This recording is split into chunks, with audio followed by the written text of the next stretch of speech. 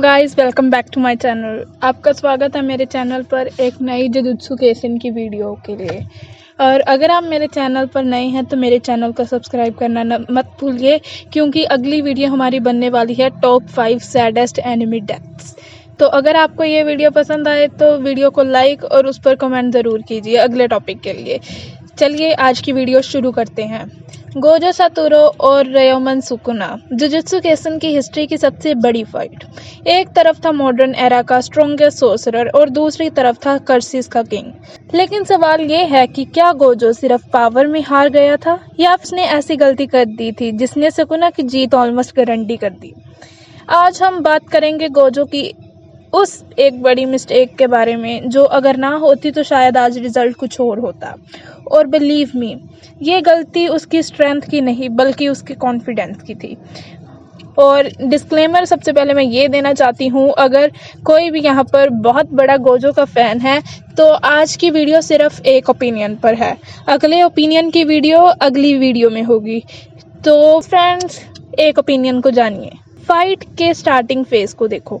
Gojo practically Sukuna पर pressure बना रहा था, हैंड टू हैंड कॉम्बैट हो रहा था, कर्स्ट टेक्निक यूसेज और फिर डोमेन क्लैशेस।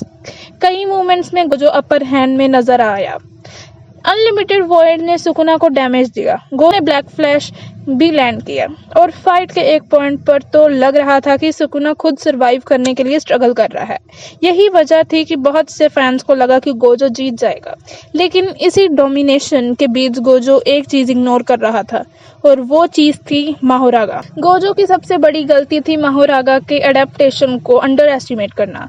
गोजो जानता था कि माहोरागा किसी भी टेक्निक को अडेप्ट कर सकता है। उसने शिबुया आर्क और 10 शैडोज टेक्निक का रिकॉर्ड्स के बारे में भी सुना हुआ था, लेकिन गोजो को लगता था कि उसकी इन्फिनिटी और लिमिटलेस इतनी एडवांस एबिलिटीज हैं कि माहोरागा उनको कम्प्लीटली अंडरस्टैंड नहीं कर पाएगा। आखिरकार यही प्रॉब्लम थी। सुकुना पूरी फाइट में सिर्फ गोजो को हराने की कोशिश नहीं कर रहा था, वो माहोरागा को ट्रेन भी कर रहा था। हर अटैक, हर क्लैश और हर एक्सचेंज के साथ माहोरागा गोजो की टेक्निक्स को एनालाइज कर रहा था। फोकस कर रहा था सुकुना को डैमेज देने पर, जबकि सुकुना फोकस कर रहा था फ्यूचर सोल्यूशन क्रिएट करने पर। एक तरफ से देखा जाए तो दोनों अलग गेम खेल रहे थे। गोजो प्रेजेंट में फाइट कर रहा था, सुकुना फ्यूचर के लिए। जब माहोरागा फाइनली इन्फिनिटी को बाईपास करने का मेथड समझ गया, तब सुकुना को वही आंसर मिल गया जिसका वो वेट कर रहा था। अब सुकुना को इन्फिनिटी तोड़ने के लिए ब्रूट फोर्स की जरूरत नहीं थी, उसके पास एक ब्लूप्रिंट था।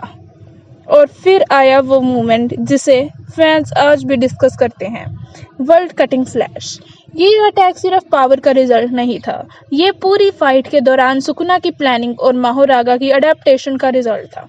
अगर माहोरागा अडेप्टेशन कंप्लीट नहीं करता तो शायद सुकुना को इन्फिनिटी के अगेंस्ट इफेक्टिव काउंटर कभी नहीं मिलता। कहेंगे कि माहोरागा को अंडर एस्टिमेट करना गलती नहीं थी, क्योंकि गोजो के पास उस वक्त कंप्लीट इन्फॉर्मेशन ही नहीं थी, और ये बात सही है। लेकिन एक स्ट्रॉन्गेस्ट सोर्सरर होने के नाते गोजो का कॉन्फिडेंस कभी कभी ओवर कॉन्फिडेंस में कन्वर्ट हो जाता था। गोजो को लगता था कि अगर सिचुएशन खराब भी हुई तो वो अपनी रॉ पावर से उसे हैंडल कर लेगा। इसी कॉन्फिडेंस की वजह से उसने माहोरागा को सबसे बड़ा थ्रेट नहीं माना और सुकुना ने इसी वीकनेस को एक्सप्लॉइट किया।